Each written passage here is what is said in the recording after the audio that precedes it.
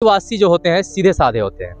उन लोग को जब तक आप नहीं छेड़िएगा किसी को लोग नुकसान नहीं पहुंचाते हैं, लेकिन अगर उनका जल जंगल जमीन को छेड़ना शुरू जब कीजिएगा तो उनसे बुरा कोई नहीं। आज हम लोग शांतिपूर्वक धरना कर रहे हैं, आने वाला दिन में अगर हम लोग तीर धनुष बनाना जानते हैं तो बंदूक पकड़ना भी जानते हैं। ये हम लोग चाहते हैं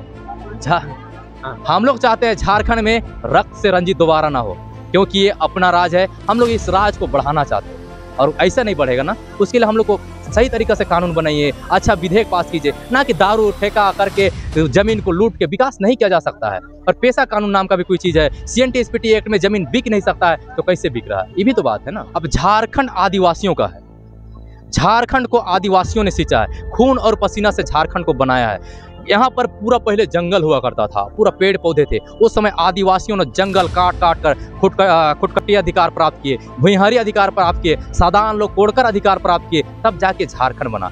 आज यहाँ का झारखंड के मालिक हम लोग हैं। झारखंड को हमारे पूर्वजों ने सींचा है और हम झारखंड में आज गरीबी की स्थिति जी रहे हैं। ये दुर्भाग्य की बात है। झारखंड के मालिक रहते हुए आज गरीबी के जी रहे। झारखंड में 40% खनिज है। 40% खनिज कहाँ जा रहा है, कहाँ जा रहा है बताइए तो, कौन लोग रहा है? ये सत्ता के हुक्मरान अभी करोड़ों लाखपति से करोड़पति अरबपति से और खरबपति बनते जा रहे हैं और हम लोग गरीब से गरीब और होते जा रहे हैं। कारण क्या है? हम लोग मालिक रहते हुए यहाँ पर दबे कुचले महसूस कर रहे हैं। इसलिए हम लोग चाहते हैं कि आने वाला दिन में युवा जागे और इतना जबरदस्त जागेंगे ना कि सरकार का नींद हराम होने वाला है। तो क्या कहेंगे, राजनीतिक क्षेत्र में भी युवा क्या आएंगे, आप जैसे युवा आएंगे? अभी फिलहाल में हम लोग का तो नहीं कह सकते, क्योंकि हम लोग पढ़ने लिखने वाले लोग हैं हम लोग, लेकिन जो गलत होगा उसको गलत बोलेंगे, जो सही रहेगा उसको सही। अगर मेरा बाप भी गलत कर रहा है ना तो उसको हम गलत को गलत और सही को सही बोलेंगे। ये हम लोग इसको बैठाए हैं हेमंत सोरेन जी को, वो हम लोग के बाप के समान है, पिता के समान है। अगर वो गलत करेंगे तो बोलेंगे, लेकिन अगर उसका सीमा पार होगा तो फिर हम लोग बकसने वाले भी नहीं है। और अगर मजबूरन अगर जरूरत पड़ा तो एक से क्रांतिकारी निकलेंगे, क्योंकि हम लोग कोई मामूली नहीं है। आदिवासी बिरसा मुंडा के वंशज है, आदिवासी तेलंगा खड़िया के वंशज है, आदिवासी वीर बुद्धू भगत के वंशज है, चतरा भगत के वंशज है, रुनिया टुनिया के वंशज है। जितने भी हमारे पूर्वज हुए, हमारे क्रांतिकारी अगुआ हुए, उनके वंशज है। कोई ऐसे हम लोग आदिवासी थोड़े कहलाते हैं। देखिए हमारे जो सत्ता के हुक्मरान है वो गधे हो गए हैं, इन लोगों को पता नहीं क्या हो रहा है। जब CNTSPT एक्ट में हमारा आदिवासी का जमीन बिक नहीं रहा है तो फिर कैसे लोग ले रहे हैं और कैसे बाहरी लोग आके बस रहे हैं? हेमंत सोरेन, हमको लगता है उनके पास खुद का दिमाग है नहीं, किनके कहने पे चल रहे हैं, किस लिए ये काम कर रहे हैं। बिना पेंदी का लोटा हो जाएगा ये, ठीक ना। इसी को बोलते हैं विनाश काले विपरीत होते। इनका दिमाग सटक गया है। आने वाला दिन में ये हेमंत सोरेन नागे, कहावत है गाँव में, नागे ना ढोड़े बीचे में धामना हो जाए। जोहार, आप देख रहे हैं ट्राइबल न्यूज़ भारत और हमारे साथ खास बातचीत करने के लिए हैं नेल्सन भगत, जो आज जोरदार तरीके से एक क्रांतिकारी भाषण दिए हैं। खासतौर पे जब हम लोग भाषण की बात करेंगे या फिर क्रांति की बात करेंगे, भगवान बिरसा मुंडा जैसे कई क्रांतियों ने दिया है, लगता है यहाँ की नस्ल ही क्रांतिकारियों की है। पहले तथा जुड़ने के लिए बहुत बहुत धन्यवाद। जोहार। आपके सभी दर्शकों को नमस्कार और जोहार। क्या कहेंगे, हमने देखा यहाँ तमाम लग रहा है आदिवासियों की नस्ल ही क्रांतिकारियों की होती है कि आदिवासी का आप इतिहास उठा कर देख लीजिए। बिरसा मुंडा, तेलंगा खड़िया, वीर बुद्धू भगत, चतरा टाना भगत, आदिवासी हमेशा से क्रांतिकारी रहे हैं। लेकिन इस सरकार में इसलिए चुप थे क्योंकि सरकार ये अपनी सरकार थी। लेकिन ऐसा लगता है ये सरकार को अब थोड़ा सा सुनाई नहीं दे रहा है। अब आने वाला दिन में यही सरकार अपनी सरकार को हमारा आदिवासी समाज चेताने लगेगा। कारण क्योंकि अभी ये JBM सरकार में हमारा सरना लूट रहा है, हमारा मसना लूट रहा है, हमारा कदलेटा लूट रहा है, हमारा दिसावली लूट रहा है, हमारा रैती जमीन लूट रहा है, हमारे जितने भी धार्मिक जमीन है, रैती जमीन है, सब के सब लूटे जा रहे हैं। तो हम लोग अपनी सरकार कैसे बोल सकते हैं? इसलिए मैं इस सरकार का निंदा करता हूं। और आने वाला दिन में ये तो सिर्फ शुरुआत है, आने वाला दिन में बिरसा मुंडा से भी खतरनाक यहाँ पर नया उलगुलान होगा, उलगुलान 2.0। याद रखिएगा माननीय मुख्यमंत्री और झारखंड के जो सत्ता के हुक्मरान है, या अब आने वाला दिन में उलगुलान 2.0 शुरू होने वाला है।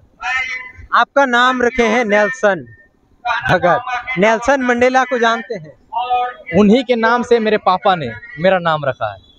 जब मेरा जन्म हुआ था उस समय नेल्सन मंडेला का वर्चस्व हुआ करता था, इसलिए मेरे पापा ने सोचा कि चलिए मेरा बेटा का नेल्सन भगत रख देते हैं। मंडेला तो नहीं रख सकते क्योंकि इंडिया है, भगत परिवार से आते हैं, उरांव समाज से आते हैं, इसलिए मेरा नाम नेल्सन भगत रख दिए। कहे कि वो बहुत लड़ाई लड़ते थे, काला गोरा के लिए बहुत लड़ाई लड़े, इसलिए नेल्सन मंडेला के नाम से ही उनसे प्रेरणा लेके मेरे पापा ने वो नेल्सन नाम रखा है।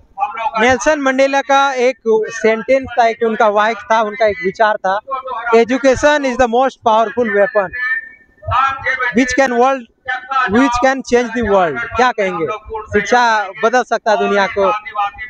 शिक्षा वो शेरनी का दूध है, ये आपके विचार हैं? हाँ, शिक्षा वो शेरनी का दूध है, जो पिएगा वो दहाड़ेगा।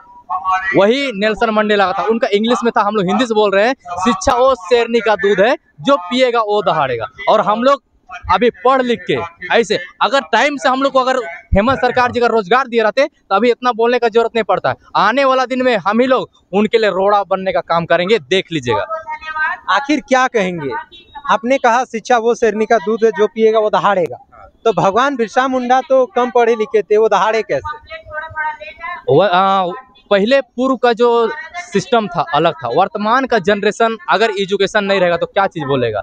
अगर बिरसा मुंडा की बात करें तो बिरसा मुंडा के जीवनी के बारे में तो पढ़ना पड़ेगा, किसी के सामने तो ऑटोमेटिक आएगा नहीं। तो हम लोग जब तक पढ़ेंगे नहीं, उनका जीवनी नहीं जानेंगे, हमारे पूर्वजों का जीवनी नहीं जानेंगे, वीर बुद्धू भगत का जीवनी नहीं जानेंगे, जितने भी जतरा टाना भगत के जीवनी नहीं जानेंगे। अगर उनका जीवनी नहीं जानेंगे तो फिर कैसे बात कर रखेंगे कि हमारे पूर्वज ऐसे थे, हमारे पूर्वज ऐसा करते थे, ऐसा लड़ते थे, वो लोग ऐसे उलगुलान के थे। इसलिए पढ़ना जरूरी है। तो क्या कहेंगे वर्तमान में? जी, वर्तमान में आदिवासी समुदाय तो पढ़ रहे हैं, मैट्रिक पढ़ रहे हैं, इंटर पढ़ रहे हैं, ग्रेजुएशन कर रहे हैं, पीएचडी भी कर रहे हैं, लेकिन आदिवासियत को नहीं जान रहे हैं, अपने व्यवस्था को नहीं जान रहे, तो क्या कहेंगे? ये एजुकेशन का गलती है।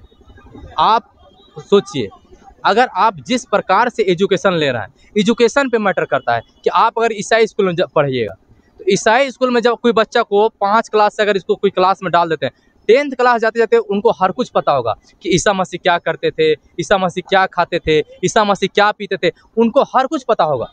लेकिन अगर पूछेंगे सरना धर्म क्या है, आदि धर्म क्या है, सरनामा क्या है, नहीं पता रहेगा, क्योंकि जैसा एजुकेशन मिलेगा लोगों का भावना, लोगों का जुड़ाव वैसे ही चला जाता है।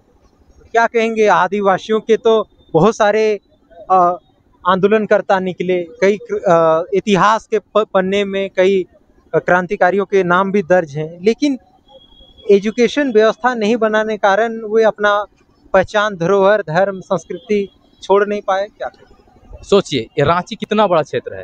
रांची में पहले 85% आदिवासी लोग रहते थे। एक भी ऐसा स्कूल बता दीजिए जो आदिवासी के नाम से हो, आदिवासियत सिखाया जाता हो, सरना धर्म के बारे में बताया जाता हो, वहाँ पर सरहुल गाना सिखाया जाता हो, कर्मा गाना सिखाया जाता हो, आदिवासी का संस्कृति के बारे में पढ़ाया जाता हो, उसका कल्चर के पढ़ाया। कोई भी इतना बड़ा रांची राजधानी है, आदिवासी का सरकार है, एक भी ऐसा स्कूल बता दीजिए जो आदिवासी से संबंधित हो, है कहीं पर? आपको लगता है? अगर आपकी नज़र से है तो बताइए हमको। अगर होगा भी कहीं तो छूट फूट उससे नहीं होता है। ब्रांडेड स्कूल है, जैसे जेवियर है, यहाँ पर बड़ा बड़ा संत जोन है, इस टाइप का कोई आदिवासी स्कूल है तो फिर कैसे सीखेंगे हमारे आदिवासी? तो सबसे पहले हेमंत जी से मैं ये कहना चाहता हूँ, हमारे माननीय मुख्यमंत्री जी से ये कहना चाहता हूँ, अगर आप आदिवासी को बचाना चाहते हैं, आदिवासियत को बचाना चाहते हैं, सरना धर्म को बचाना चाहते हैं, उसका कल्चर को बचाना चाहते हैं, भाषा को बचाना चाहते हैं, संस्कृति को बचाना चाहते हैं, तो आप स्कूल में भी एजुकेशन देना पड़ेगा और गाँव-गाँव में पाठशाला के माध्यम से या जैसा हो सके आपको करना पड़ेगा। बिल्कुल। और वर्तमान में क्या कहेंगे? शराब नीति लाया गया है, जहां ऐसे ही गांव के क्षेत्रों में हड़िया दारू से आदिवासी परिवार बिगड़ रहा है, परिवार की आर्थिक स्थिति खराब हो रही है। ये नीति कितना आदिवासियों के कल्याणकारी होगी? ये नीति हेमंत सोरेन के इतिहास का सबसे काला दिन साबित होगा।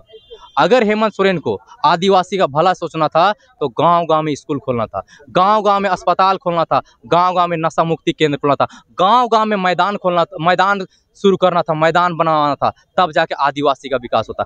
गांव-गांव में ठेका खोल के कोई भी समाज का विकास नहीं किया जा सकता है। कोई भी अगर मतवार बनेगा तो क्या गाँव का भला होगा? आप ही सोचिए ना।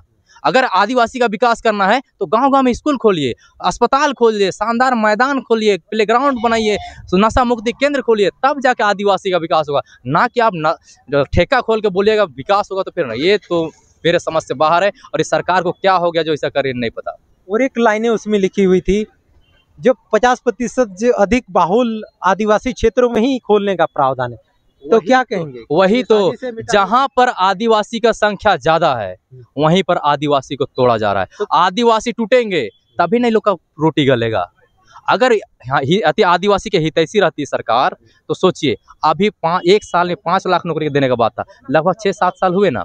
अगर मान के 6-7 साल में अगर 1 लाख नौकरी भी दिया रहता तो आदिवासी बच्चा का झारखंड में 28% आरक्षण है। ये अगर 28% आरक्षण का 1 लाख का 28%, 28,000 घर का आदिवासी बच्चा का रोजगार होता। सोचने वाली बात। बिल्कुल, खासतौर पे फिर हम लोग बैक जाएंगे। जो 50% बाहुल वाले, अधिक जनसंख्या वाले क्षेत्रों में शराब खोलने का है, तो क्या कहेंगे? वहाँ जैसे ही आदिवासियों की जनसंख्या घट रही है, क्या और भी जनसंख्या को घटाने के लिए इस तरह का नीति? हेमंत सोरेन, हमको लगता है उनके पास खुद का दिमाग है नहीं, किनके कहने पे चल रहे हैं, किस लिए ये काम कर रहे हैं, बिना पेंदी का लोटा हो जाएगा ये, ठीक ना। इसी को बोलते हैं विनाश काले विपरीत बुद्धि। इनका दिमाग सटक गया है। आने वाला दिन में ये हेमंत सोरेन नागे, कहावत है गांव में, नागे ना ढोड़े बीचे में धाम ना हो जाए। फिर एगो होता है ना, हो तो पछतात का, जब चिड़िया चुग गई खेत। और ये एक गलत काम कर रहे हैं और उसको हम लोग जगाने का काम कर रहे हैं, लेकिन अभी भी नहीं जागे तो फिर पछताने का कुछ नहीं। और एक बार इनका सरकार गिरा तो दोबारा ये राज में नहीं बैठ पाएंगे, देख लीजिएगा। हमने देखा आज पूरा सभा में, आज पूरा धरना प्रदर्शन में युवाओं की संख्या बढ़ी है। क्या कहेंगे? युवा परेशान है। धीरे धीरे युवा जाग रहे हैं, देख रहे हैं कि गलत हो रहा है। अब झारखंड आदिवासियों का है, झारखंड को आदिवासियों ने सींचा है, खून और पसीना से झारखंड को बनाया है। यहाँ पर पूरा पहले जंगल हुआ करता था, पूरा पेड़ पौधे थे। उस समय आदिवासियों ने जंगल काट काट कर खुटकटी अधिकार प्राप्त किए, भुइंहारी अधिकार प्राप्त किए, सादान लोग कोड़कर अधिकार प्राप्त किए, तब जाके झारखंड बना। आज यहाँ का झारखंड के मालिक हम लोग हैं। झारखंड को हमारे पूर्वजों ने सींचा है और हम झारखंड में आज गरीबी की स्थिति जी रहे हैं। ये दुर्भाग्य की बात है। झारखंड के मालिक रहते हुए आज गरीबी के जी रहे हैं। झारखंड में 40% खनिज है। 40% खनिज कहाँ जा रहा है? कहाँ जा रहा है बताइए तो? कौन लोग रहा है? ये सत्ता के हुक्मरान अभी करोड़ लाखपति से करोड़पति, अरबपति से और खरबपति बनते जा रहे हैं और हम लोग गरीब से गरीब और होते जा रहे हैं। कारण क्या है? हम लोग मालिक रहते हुए यहाँ पर दबे कुचले महसूस कर रहे हैं। इसलिए हम लोग चाहते हैं कि आने वाला दिन में युवा जागे और इतना जबरदस्त जागेंगे ना कि सरकार का नींद हराम होने वाला है। तो क्या कहेंगे, राजनीतिक क्षेत्र में भी युवा क्या आएंगे? आप जैसे युवा आएंगे? अभी फिलहाल में हम लोग का तो नहीं कह सकते, क्योंकि हम लोग पढ़ने लिखने वाले लोग हैं हम लोग। लेकिन जो गलत होगा उसको गलत बोलेंगे, जो सही रहेगा उसको सही। अगर मेरा बाप भी गलत कर रहा है ना तो उसको हम गलत को गलत और सही को सही बोलेंगे। ये हम लोग इसको बैठाए हैं हेमंत सोरेन जी को। वो हम लोग के बाप के समान है, पिता के समान है। अगर वो गलत करेंगे तो बोलेंगे, लेकिन अगर उसका सीमा पार होगा तो फिर हम लोग बकसने वाले भी नहीं हैं। और अगर मजबूरन अगर जरूरत पड़ा तो एक से क्रांतिकारी निकलेंगे, क्योंकि हम लोग कोई मामूली नहीं है। आदिवासी बिरसा मुंडा के वंशज है, आदिवासी तेलंगा खड़िया के वंशज है, आदिवासी वीर बुद्धू भगत के वंशज है, जतरा भगत के वंशज है, रुनिया टुनिया के वंशज है। जितने भी हमारे पूर्वज हुए, हमारे क्रांतिकारी अगुआ हुए, उनके वंशज है। कोई ऐसे हम लोग आदिवासी थोड़े कहलाते हैं। भले थोड़ा दिन के लिए शांत है, लेकिन जब जागेंगे ना तो ऐसा क्रांति होगा कि देखने लायक रहेगा। लोग भी सोचेंगे कि ऐसा कैसे हो सकता है। आदिवासी ऐसे तो नहीं जाग सकते, लेकिन जागेंगे। तो क्या कहेंगे? आदिवासियों को जगाना मुश्किल है, लेकिन जग गया तो फिर बहुत बड़ा मुश्किल है। वो कहते हैं ना, मन के हारे हार है, मन के जीते जीत। मन के हारे हार है, मन के जीते जीत। हार गए जो बिन लड़े, उन पर है धिक्कार। इसलिए और एक चीज है, बहुत बार कहा जाता है कि हम लोग नहीं जाग रहे हैं, लेकिन जागेंगे तो जरूर ना। ठीक है, जरूर जागेंगे, जरूर जागेंगे। यह बातें कह रहे हैं नेल्सन भगत, जो लगातार सोशल मीडिया में भी आपने देखा कि आप फेसबुक पेज में भी लोगों को, आदिवासी समाज को जगाते हुए दिख रहे हैं। क्या कहेंगे? बहुत कम युवा हैं जो समाज को जगाने का काम कर रहे हैं, क्योंकि लगातार आदिवासी उनकी जमीनें की हड़पी। आदिवासी जो होते हैं सीधे साधे होते हैं। उन लोग को जब तक आप नहीं छेड़िएगा, किसी को लोग नुकसान नहीं पहुंचाते हैं। लेकिन अगर उनका जल जंगल जमीन को छेड़ना शुरू जब कीजिएगा तो उनसे बुरा कोई नहीं। आज हम लोग शांतिपूर्वक धरना कर रहे हैं। आने वाला दिन में अगर हम लोग तीर धनुष बनाना जानते हैं तो बंदूक पकड़ना भी जानते हैं। ये हम लोग चाहते हैं। हम लोग चाहते हैं झारखंड में रक्त से रंजित दोबारा ना हो, क्योंकि ये अपना राज है। हम लोग इस राज को बढ़ाना चाहते हैं और ऐसा नहीं बढ़ेगा ना, उसके लिए हम लोग को सही तरीका से कानून बनाइए, अच्छा विधेयक पास कीजिए। ना कि दारू ठेका करके जमीन को लूट के विकास नहीं किया जा सकता है। और पेशा कानून नाम का भी कोई चीज़ है। CNT-SPT एक्ट में जमीन बिक नहीं सकता है तो कैसे बिक रहा है? ये भी तो बात है ना। तो क्या कहेंगे? CNT 46 में तो स्पष्ट लिखा हुआ आदिवासी जमीन बिक्री नहीं हो सकता है, आदिवासी जमीन गैर आदिवासी ले नहीं सकता है, लेकिन पूरा चौपट है। क्या नेता चुप है इसलिए? देखिए, हमारे जो सत्ता के हुक्मरान है वो गधे हो गए हैं। ये लोग को पता नहीं क्या हो रहा है। जब CNT SPT एक्ट में हमारा आदिवासी का जमीन बिक नहीं रहा है तो फिर कैसे लोग ले रहे हैं और कैसे बाहरी लोग आके बस रहे हैं। हमारा ये रांची में 85% आबादी आदिवासियों का होता था, आज काउंट करके देख लीजिए। फिर आने वाला दिन में ये लोग परिसीमन करेंगे, फिर आदिवासी जो आरक्षण सीट है उसको हटा के ये लोग जनरल करेंगे। अगर ये आदिवासी का जमीन है, आदिवासी का जमीन बिक नहीं सकता है तो बाहरी लोग आके कहाँ बस रहे हैं? आसमान में तो नहीं बस रहे हैं। कौन बेच रहा है इसको? तो हमारा सरकार है, इनको देखना चाहिए कहाँ गलत हो रहा है, कहाँ सही हो रहा है। बोलना चाहिए कि नहीं बोलना चाहिए? ये तो गलत बात है कि नहीं है? तो क्या कहेंगे, यहाँ के जल जंगल जमीन पर कॉर्पोरेट के साथ यहाँ सरकार की भी नजर है? देखिए, सरकार तो पैसा के भूखी हो गई है, उनको पैसा चाहिए, पैसा मिलेगा वो कुछ भी कर सकती है। ऐसे ऐसे लोग का वो सुझाव ले रही है जो कि इस झारखंड को बर्बाद करना चाहते हैं। अभी जितना भी जॉब मिल रहा है बाहरी लोग को, उधर राजस्थान का, बिहार का, उत्तर प्रदेश का, पश्चिम बंगाल के लोग को ज़्यादा मिल रहा है। हमारे झारखंड के युवाओं को क्या मिला है? 2015 से सचिवालय नहीं हुआ है, 2017 से दारोगा नहीं हुआ है, फिर उत्पाद सिपाही नहीं हुआ है, पुलिस नहीं हुआ है, कछपाल नहीं हुआ है, JCC नहीं हुआ है, JPSC नहीं हुआ है, इतने सारे वैकेंसी नहीं हुए हैं। फिर अगर मान चलो वैकेंसी नहीं मिलेगा, और आदिवासियों की एक चीज़ याद रखिएगा, आदिवासियों को सिर्फ और सिर्फ सरकारी जॉब में आरक्षण है, और सरकारी जॉब ही नहीं दिया जाएगा तो फिर आरक्षण का कोई मतलब नहीं रह जाता है। ठीक है, खास तौर पे अभी हमारे साथ खास बातचीत करने के लिए नेल्सन भगत, चलिए जुड़ने के लिए बहुत बहुत धन्यवाद, क्योंकि लगातार अपनी आवाज़ों को रख रहे हैं, तो बहुत बहुत धन्यवाद। जोहार जोहार जोहार। अभी तो हमारे साथ खास बातचीत करने के लिए नेल्सन भगत, फिलहाल हमारे साथ इस वक्त राजभवन से फिलहाल के लिए जुड़ने के लिए बहुत बहुत धन्यवाद। जोहार।